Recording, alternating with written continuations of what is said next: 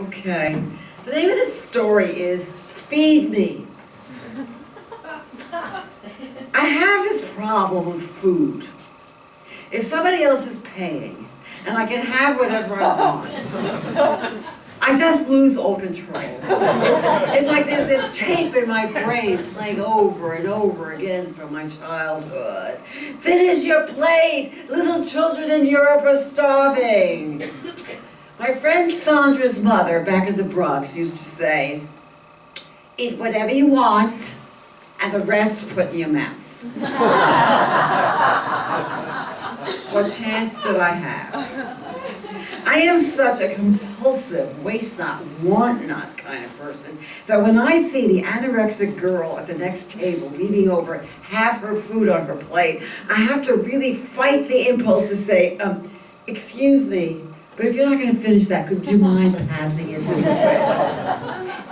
I guess it's a Jewy thing. Maybe it's the legacy of centuries of poverty and starvation and oppression, but when modern day Jews get together, the overabundance of food is staggering. I went to a Jewish wedding where there was a complete Chinese buffet on one side of the room. And on the other side, there was a station with a guy slicing thick slices of standing roast beef with mashed potatoes. And this was the cocktail hour,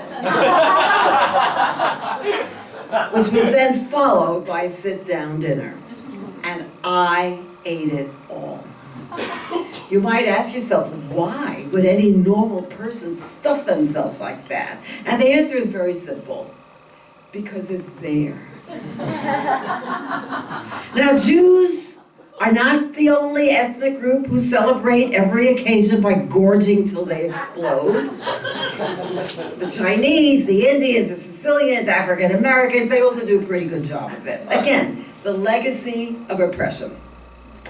The only dinner I've ever been to in my life where there was not enough to eat was at the home of a college professor who was a kind of New England blue blood old money wasp, Andrew something or other the third.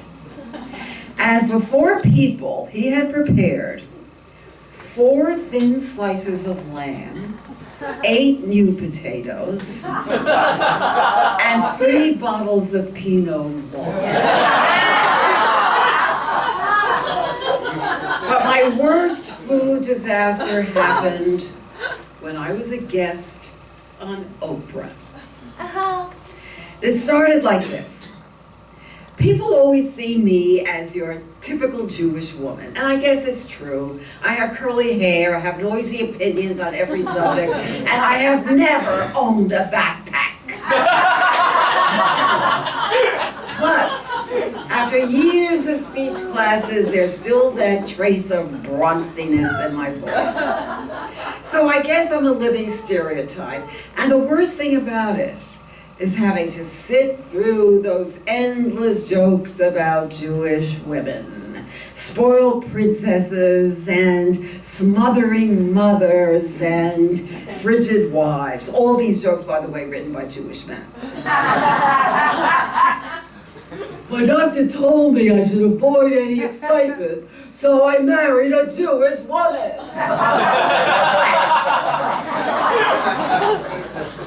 So I decide to write a book defending my group, because I see us as lively and earthy and nurturing. And I'm going to call my book Yenta Unplugged. And I write to the Oprah Winfrey Show and suggest that they do a program about ethnic men who reject their own women.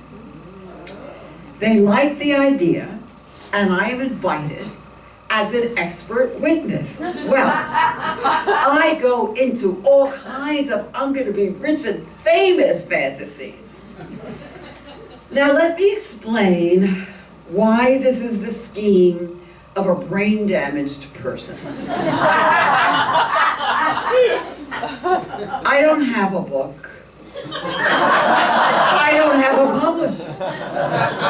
What I have is an idea for a book that has not been written yet. And I never did get around to writing it. I turned it into a solo show. I am the only person in the history of the universe who appeared on the Oprah Winfrey Show with nothing to sell. All I had was a complaint. And it gets worse. It gets worse because of the food thing. Oprah flies me to Chicago first class. This is a big mistake. So I'm on the plane, and the attendant says, "Hi there, for your hors d'oeuvre, would you care for smoked salmon, caviar, or pâté?" And I go, "Yes." I follow that with a stuffed Cornish game hen and a hot fudge sundae. I wobble off the plane, and the limo whisks me to my luxurious hotel, and guess what? It's time for dinner. Oprah Winfrey is trying to kill me. I don't feel so good, and all my body really wants is a nice cup of chamomile tea. But I tell my body to mind its own business, and I order a 5-course meal with beef stroganoff. I don't usually even eat red meat, but it's the most expensive thing on the menu. My body is very angry with me. I just hope those little children in Europe are happy. I am seriously unwell. I can't sleep. I'm up all night. What am I going to say on the show tomorrow? How can I convince America that Jewish women deserve some respect? At 5:30, I get a wake-up call. I'm sicker than ever, but breakfast arrived. And I forced down eggs Benedict and a sack of blueberry pancakes. What choice do I have? It's paid for.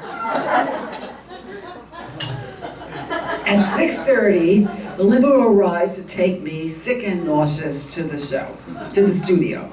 It's showtime. I'm ushered in to the green room. How appropriate. With some of the other guests. Oh no. There's a snack table. Fruit, cheese, chips, nuts, candy bars. Need I say more? We go into the studio. The first speaker is a single Jewish professional man who says the usual garbage. "I never date Jewish women. They look alike, they talk alike. The only thing they care about is the size of your wallet." It is my turn to reply. And I want to bury this asswipe with my cutting wit and irresistible charm. But by now, there are clumps of stroganoff in Benedict sauce floating around in my esophagus. And I am about to represent Jewish women by vomiting in front of 22 million. I am so sick that my witty and charming response is, "Same to you and double." So I failed big time here. I surrendered to momentary comforts which ruined my chance to make a bold public statement about a subject I feel really passionately about. I chose gratification over happiness, which is what all addicts do.